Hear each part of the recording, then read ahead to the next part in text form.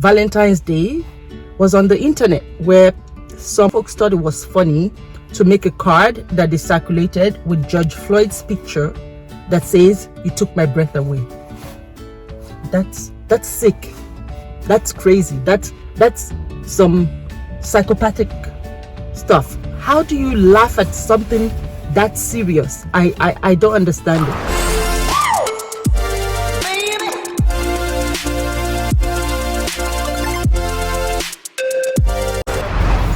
Hello everybody, good morning. It's that proud black woman here again, and thank you for tuning in to another Friday of my ranting and video making and all that good stuff. So this morning there's been a lot of snow. Oh my god, I'm going to work now and my car is filled with snow because my boots packed snow. Like, I'm just ranting. Anyway, I'm sorry if I'm not looking straight into the camera. That's because I'm driving to work and it's around 7:43 in the morning. I start at 8, so I just had to keep you up to date. So thank you so much to everybody that suggested Bridgerton. Oh my god, I'm one person that I don't like watching series, right? Because I don't like when it ends and then we're gonna have to wait another year before the part 2 or the episode 3 comes out, you know, those kind of things. So I don't like watching them. I like to know what happens within the 2 hours, right? So anyway, I finally caved 2 days ago because 2 days ago I wasn't feeling so good, so I decided to binge watch TV on my sick bed. Well, so what came to my mind was Bridgerton. I was like, okay, let's see what's about.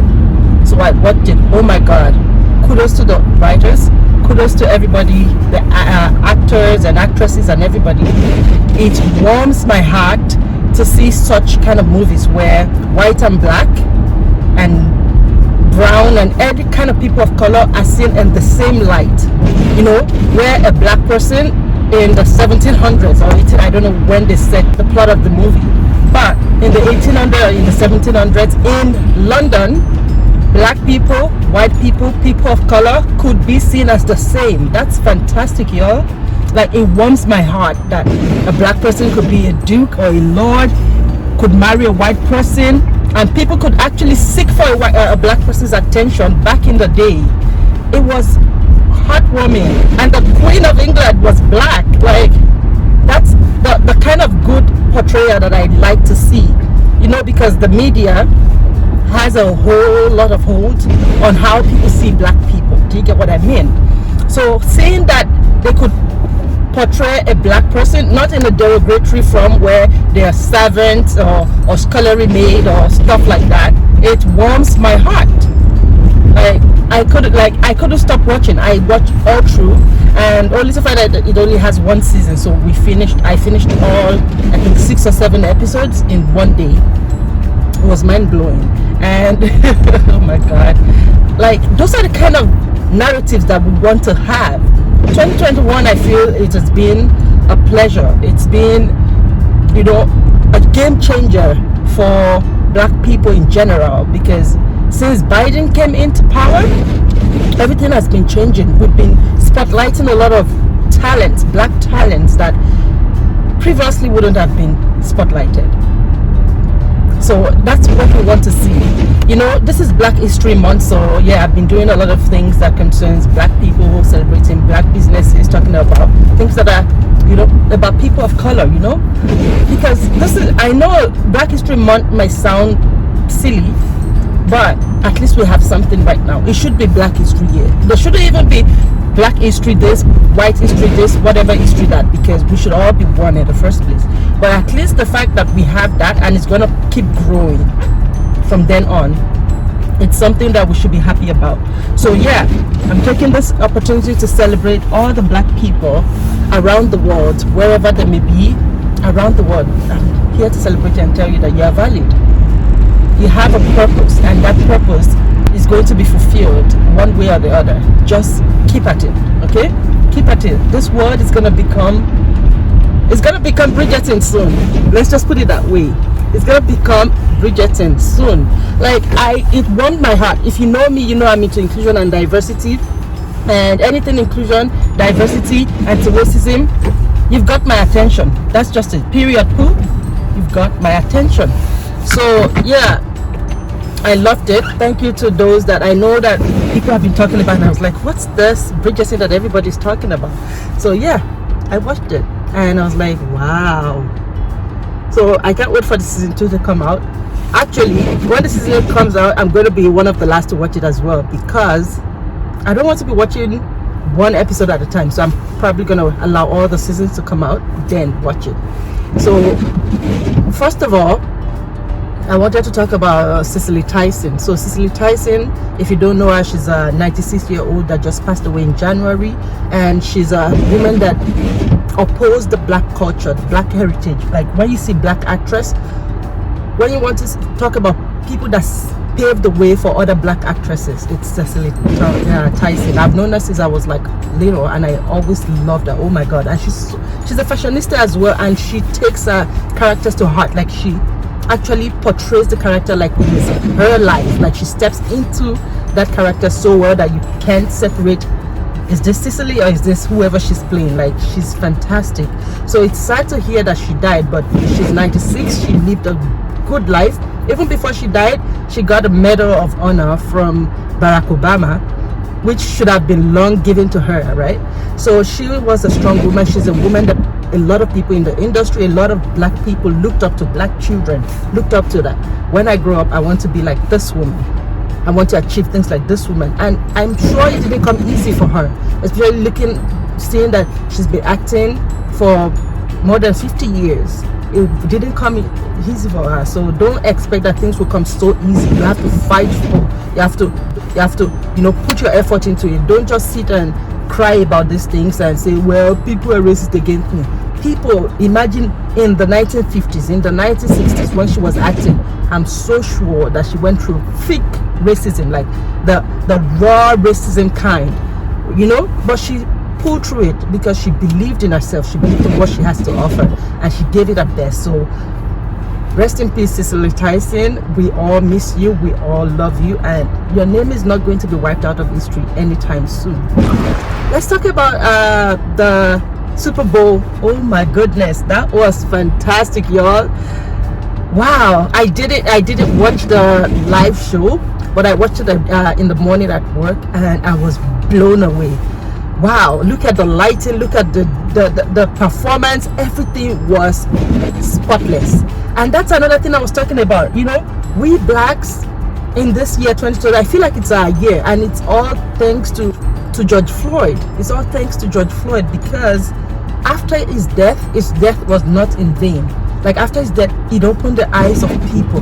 And we also have the pandemic to thank as well, because a lot of people had more time to check the social media and to check, you know, this thing, and the news went all over the place, and people actually saw that this is a problem that needs to be sorted. Otherwise, if we rise up, it's going to be a war, because people are tired of it.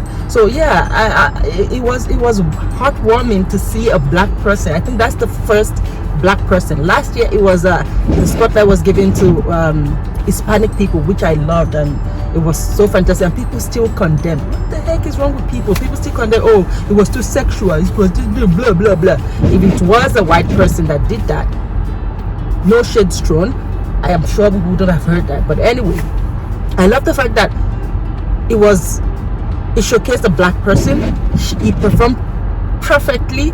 He also gave opportunity to so many other black people to showcase themselves. The dancers, the singers, the voice, everything. Like those that performed in there, they all added their voice to it, and they all had their time to shine. So that warms my heart, and it was like the best performance I've seen yet. It's the best performance I've seen yet, because they were able to work with the little they had, with the, like, regardless of the circumstances, regardless of the what's it called, the restrictions from the pandemic, they were still able to pull up a fantastic show, which is a win. It's a win on its own.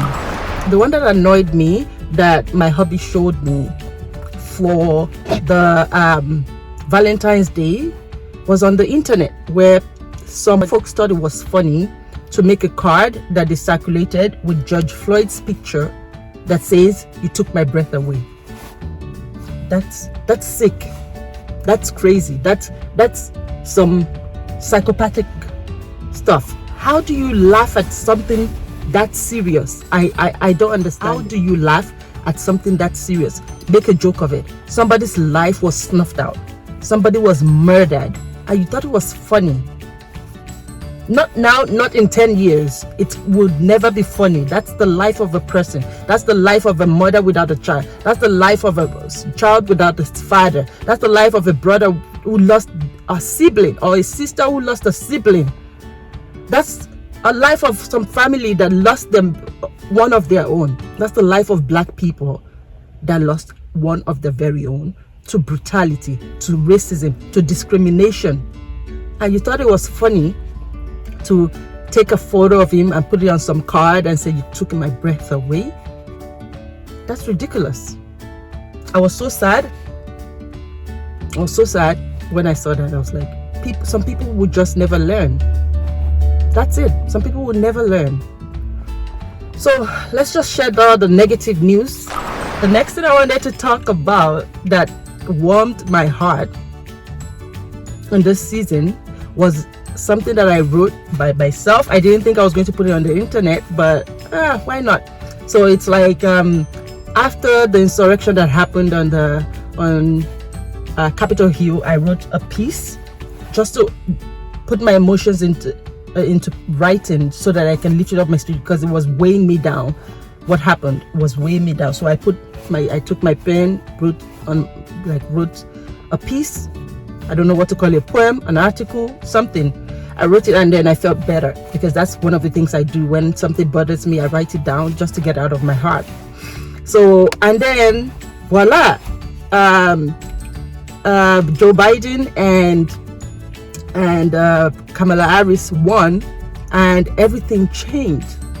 Everything changed, and I decided to do a revision of the poem or article or whatever it was, or the write-up, and I added like 2 more lines to it that showed the hope that we now have, like the change that is going to come on us, the change that we've been looking for, that how that brings me joy, and that how that will bring a lot of people joy. And yeah, so I'm going to be reading it or putting it on the screen, whichever one it is. When I edit, you would see it. So don't judge me, I'm not a writer, but it's just me putting my emotions into paper and writing it down. So yeah, that's one of the exciting things that I was going to talk about. And let's talk about Kamala Harris. That's another big win for us in 2021. Like, first of all, she's the first female vice president, the first female vice president ever. As if that was not enough, she's also a person of color, a black person, and also she also has Indian origin in her, Indian blood in her. So that's another big win for black people and people of color, that not only did we break down the wall of women not being able to be vice president, we also broke down the wall of a black woman becoming a first vice president, which her name can never be wiped off the history books of the United States. That's a big win. Talk about big wins. And that's a big win for us. It's our win as black people. It's our win as people of color. So nobody can take that away from us. So that now, Kamala, the name Kamala now, to me, it means hope. It means if you put your heart to it, you can do it. It means that we can work together to make things better. So that's like a fantastic deal for me. It's a big deal for me. I've done like a rewrite of the poem. It was all a little negative, talking about the Capitol Hill, but then I added a few more paragraphs to it to make it a little bit more positive, that even though we started sour, it ended great. So I hope you enjoyed. Make sure you leave a comment in the comment section. So the title of my poem is Insurrection on Capitol Hill, the end of a very long saga. People kept asking me my thoughts on the event that transpired on Capitol Hill, and I avoided the topic by my will. Then I kept asking myself why. Suddenly it hits me, a diagnosis that I needed no doctor to get: racial battle fatigue. It kept crawling in my head like a tick. Yes, it is real. We have to continue as BIPOC to fight for our very existence, for validation, and to struggle extra hard to achieve anything and everything real. So I am indeed fatigued from this never-ending racial battle. And I believe I speak for a lot of BIPOC that indeed knows how it feels. We hear there is anti-discriminatory and anti-racist legislation that is there to protect us and will be consulted to liberate us. Yeah, they are consulted, all right, but contrary to public opinion, not in favor of our human rights. They explain in complex words why the operation of such laws has not been triggered and no solid proof was established. Ironically, instead, black people have been imprisoned by throwing the same fancy words around without considering other legislation that could have been triggered to either exonerate or at the very least mitigate the punishments, but rather they pulled the trigger. Put them in jail, nail them, kill them, they chant, even if it involves black child or the crime is only a misdemeanor. So we run to hide. Color has always played a significant role when it comes to offenders of certain races. Out of the blues, they resurrect legislation in their favor and call their heinous crimes a name like mental insanity and grant them freedom, or commit them to a mental institution for a period where they will be released and free to commit crimes again. Abracadabra, like a magician, it all disappear. Racist, criminals or protesters, guess who determines? Same leaders on Capitol Hill, which are judged largely by the color of our skin. Muslims being terrorists, black being criminals and rioters, Caucasian being protesters and citizens. Who gets to decide who suffers from insanity and therefore not guilty, or who is a criminal or terrorist? The same people on the Capitol Hill. Therefore, this insurrection should have been seen tumbling down the hill. Who gets to decide? Make America great again, they chant. Need we be reminded that America never belonged to people of Caucasian or black background or white supremacists? It was hijacked from the original First Nation who remained marginalized and submerged as a minority and left to find solace in their community. For BLM protesters, Black Lives Matter, they fired the gun, water cannons, tear gas. For MAGA protesters, Make America Great Again, they give pats on the back and selfies. Such is life. Glaring as we see where America truly stands on human rights. However, just as it began 4 years ago, it has ended. As we say hurrah to Biden, we say Biden to the former who never cared, who harbored and incited hate against our kind. But now we can see the light at the end of the tunnel. Finally, a fighting chance to right the wrongs of the past and look forward to building a future every little black kid, every adult, and all our ancestors have dreamed about for centuries. Alas, for a second time, our very own have a seat at the decision-making table of the White House, changing history. Kamala, the name that will be engraved in the history books as not only the first black vice president, but also the first woman ever to do so gracefully.